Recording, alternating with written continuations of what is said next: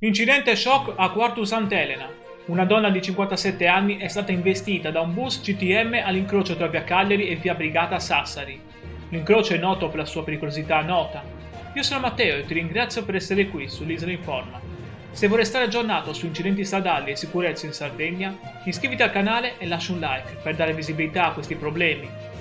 L'incidente è avvenuto questa mattina, intorno alle 9:15, nel cuore di Quartu Sant'Elena.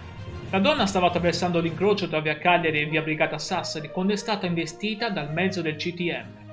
Immediato l'intervento del 118 e dei carabinieri. La donna, cosciente, è stata trasportata a Santissima Trinità di Cagliari in codice giallo. Ma com'è possibile che avvengano incidenti così gravi in pieno centro a Quartu? I rilievi dei carabinieri si stanno concentrando su un problema noto. Il semaforo pedonale e quello veicolare scattano contemporaneamente. Non è un caso isolato. Solo poche settimane fa un anziano fu travolto nello stesso punto. L'incidente ha mandato il traffico in tilt, con lunghe code in tutta la zona nevralgica di Quartu. È urgente una soluzione definitiva per mettere in sicurezza questo incrocio. La Sardegna ha bisogno di maggiore attenzione per sicurezza stradale e pedonale.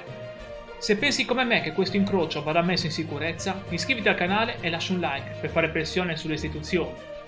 Grazie per aver seguito questa notizia sull'incidente a Quartu Sant'Elena.